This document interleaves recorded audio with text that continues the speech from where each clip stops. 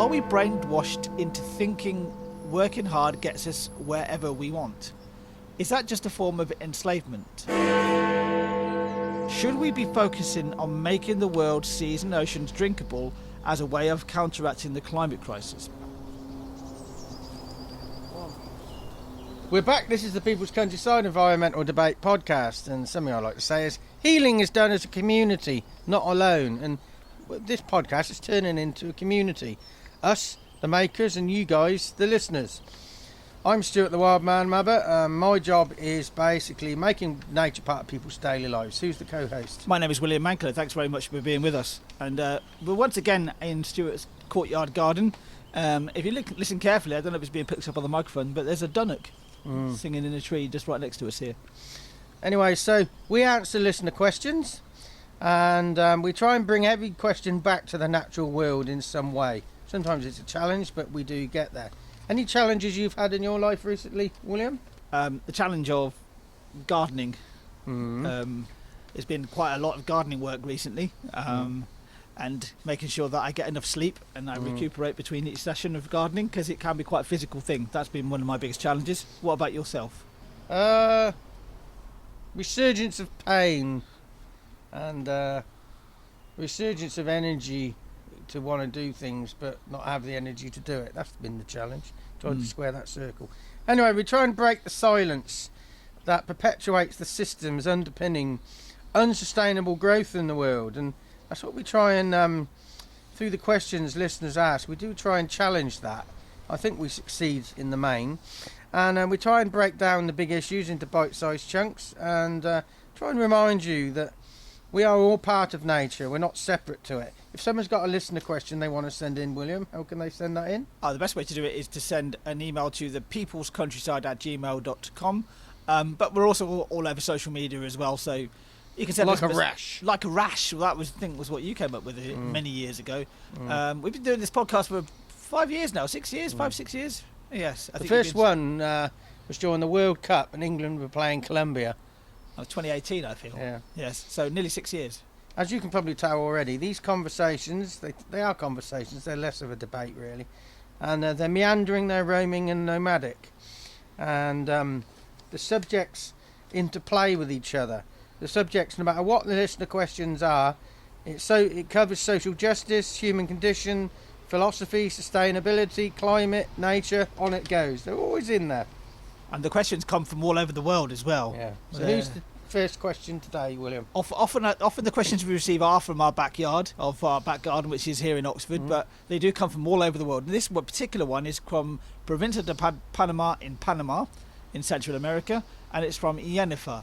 And Yenifer's question is, are we brainwashed into thinking working hard gets us wherever we want? Is that just a form of enslavement? If we were taught to have a mindset of working smarter, would that impact those trying to keep us in our seats?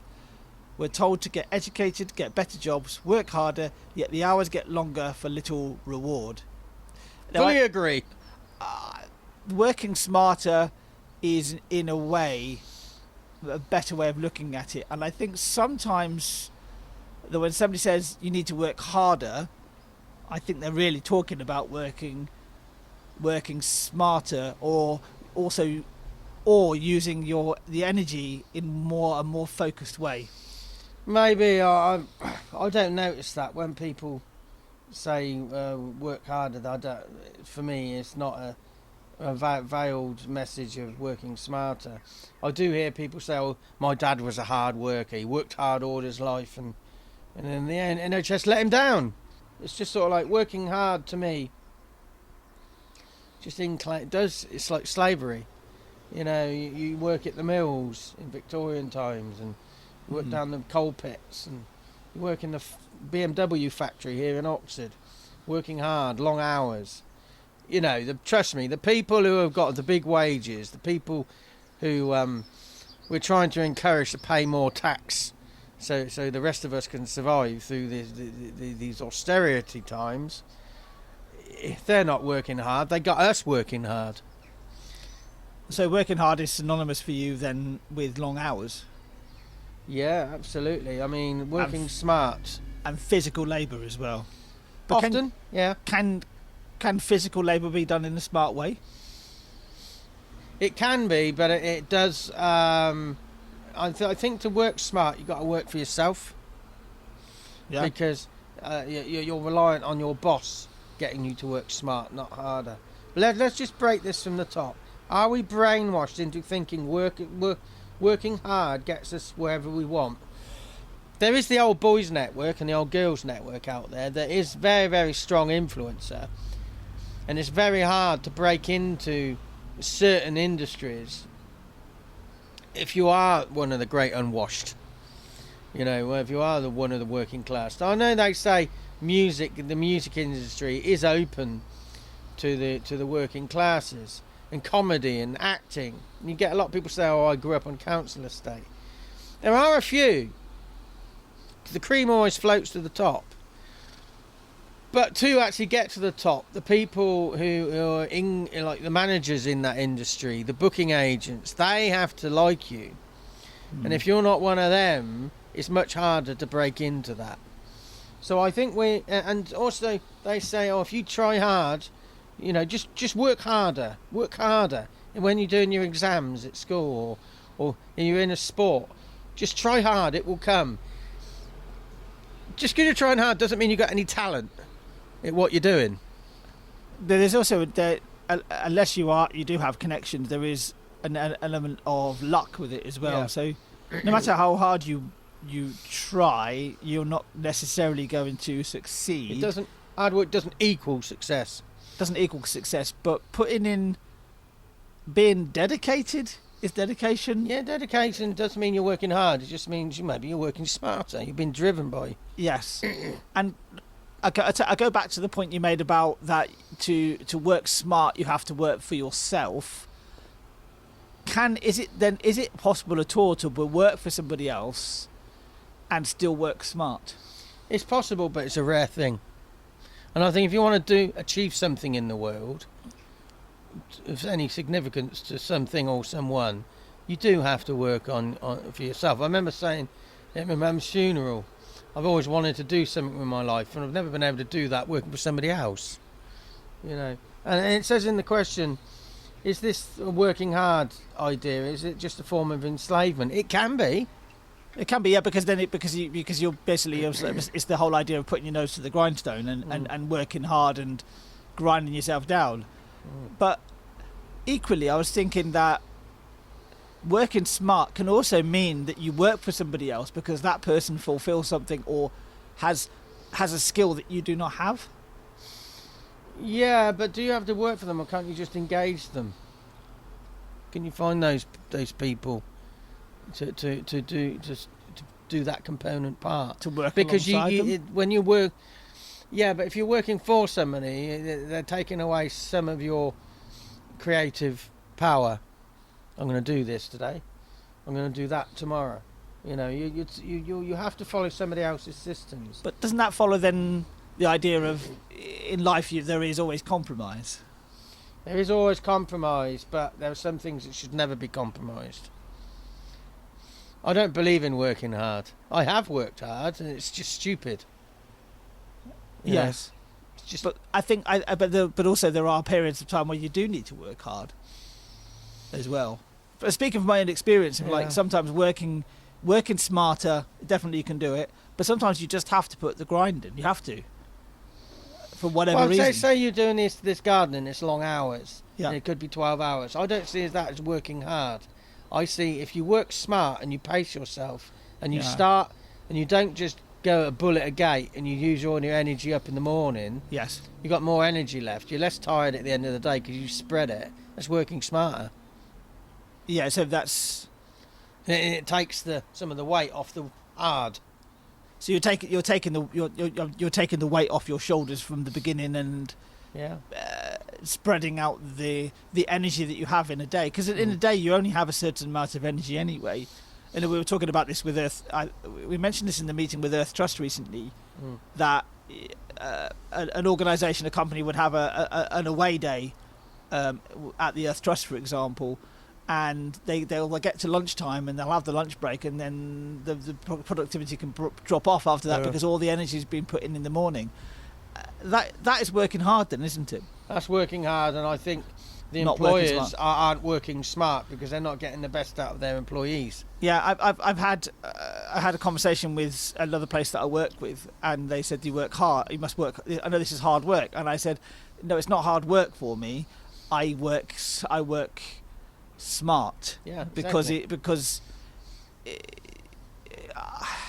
I don't. And I think working hard can sometimes lead to rushing around, Yeah. and when you're rushing, you end up you miss things. You end up making mistakes. You're more likely to have accidents. I've always equated, and when I hear people talking about themselves, "Oh, he who works hard, I worked hard today," it's all about the amount of effort and the time you've done. Yes, yeah. I mean, I would say that recording this podcast, is also, you've got to work smart with this as well, because of we do 2 episodes. That's 4 questions, 4 very different questions that you don't put all your energy into the first first recording. So it's working smart does permeate everywhere, and I think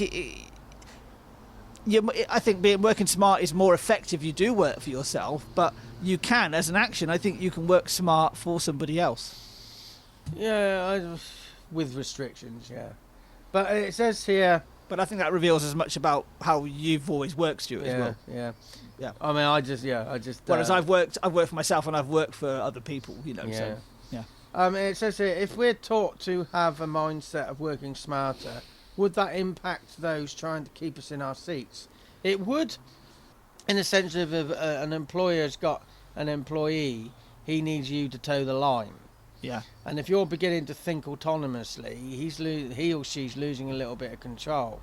But also, it does impact on those people, because you might leave, work smarter, and set up a competitor and take work off them.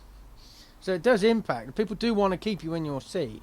And it says here, we're told to get educated, to get better jobs, to work harder, yet the hours get longer with little reward. Absolutely. Mrs. Wildman always says to me, every job she has, she does long hours. And she says, yeah, but it's expected of employees now. She said she's got a 28-hour job, but it's more like 40. And if you had a 40-hour job, they'd want 60. Oh, yeah, but you have to do that now. But employees are partially responsible for that culture, because they're willing to do it. There is a culture in Germany that is literally, you finish at 5, you're done. You don't you don't talk about work after 5 o'clock. If your hours are 5 o'clock, you finish at 5 o'clock.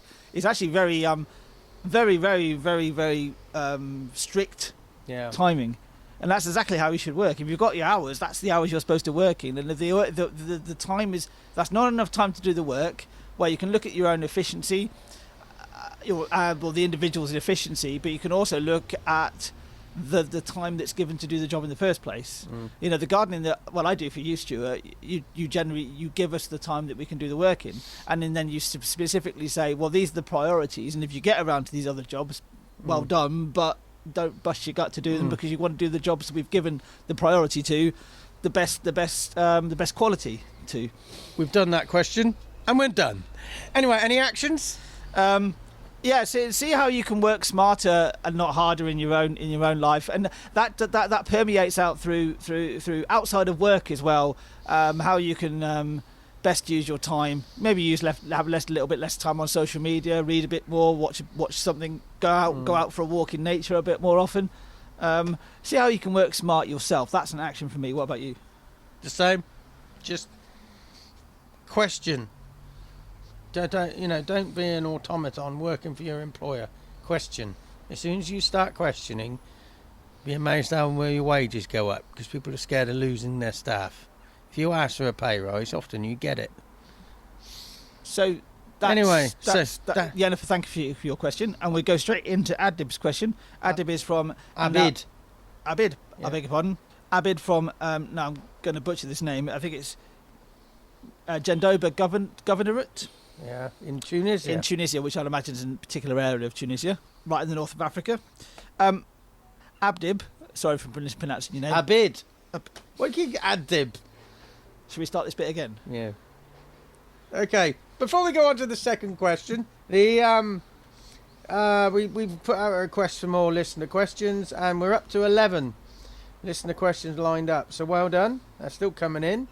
And Abid from Tunisia. Well, what's that place he's from, William? Abid is from Njendoba Governorate. I've probably completely butchered that name, haven't I? And he's the second listener sending in a question today. Exactly. That's in Tunisia, which is right in the north of Africa, isn't it? Yeah. Abid, thank you for your question.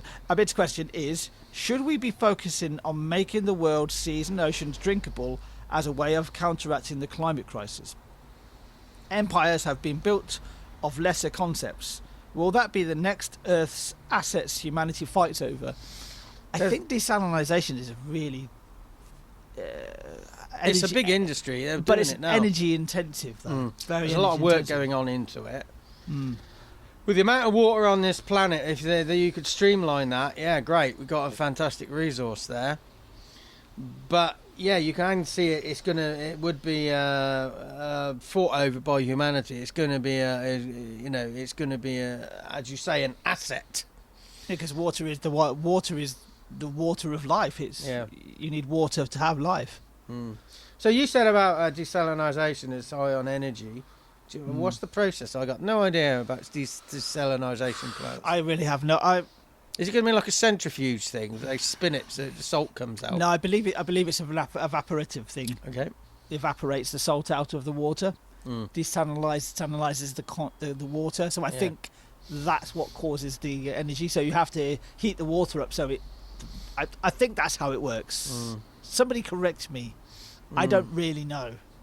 So, but I understand it is quite energy intensive. Something that interests me here, though, he says, should we be focused on making the world's seas and oceans drinkable as a way of counteracting the climate crisis? I've always said the answers are in the seas and oceans, and the problems are in there as well. It just makes sense. The amount of water, you can do something with it, but we could kill ourselves getting there. But if we did manage that, you can see, another empire could be built on that. But it's particularly drinkable. So drinkable water. I think it's better for us to actually use the resource we already have of fresh water more efficiently. And not muddying it. And let that go. You're not going to be able to edit that out.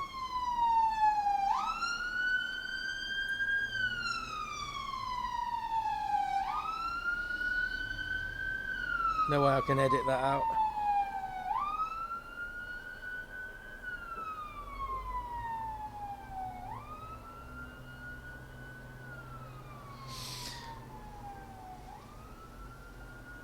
Still going. And not editing it out. Not editing it out, not muddying the water. Not muddying the water in the sense of we have a limited amount of drinkable water in this world. We use a lot of it to mix up in concrete, so we're reducing the amount of water that's available. When we're making cement and concrete, a lot of it goes into there. A lot of it is wasted for cattle, for drinking water. Cattle, it takes a huge amount to grow, to produce, and yet it only feeds a few people. And a lot of the grain, if we grew our wheat and grain better and distributed it better, we've already growing enough food to feed the planet with grain. Yes. But a lot of grain goes to feed cattle that only a few people eat. And it's sort of like, and then we're mixing toxins with it. So you go to the DPL pipeline going through Dakota in America. We've got drinking water there, but putting a new pipeline through, that leaks. It leaks into fresh drinking water. We've got less fresh drinking water. So it's almost like a government. We've got an election, general election in this country, and one politician said, he wants to spend this, and this, and they said, well, how are you going to raise the funds? He said, I'm not going to raise the funds. The funds are already there. He said, you need to get rid of wastage. on management levels, and the money's already there. So it's an interesting question. We've gone completely different direction from where it is, but desalinisation is if we can make it more sustainable, yeah, great. But it's full of plastics as well, microplastics. So even if you desalinise it, you're still going to be drinking all that plastic. Because a lot of what we've produced as plastic has been ground down and it's ended up in the oceans in these, literally almost microscopic plastic. Yeah. But the fact that empires have been built on lesser things, and if somebody did manage to do this mass desalinisation, that would be an asset that could cause a war, like fuel. Yeah. And it's a resource that we need. Yeah. 2 interesting questions today. I wasn't expecting either of those, but there you go. The next question comes from Gabby in Bolivia. Yeah, and then Simon in Chisholmhampton, which is a lot closer to where we are. Yeah, just down the road. Anyway, I've been Stuart the Wild Man Mabbott. I've been William Manklow. Thank you very much for listening to this podcast. This is the People's Countryside Environmental Debate podcast. Nothing else to say, really.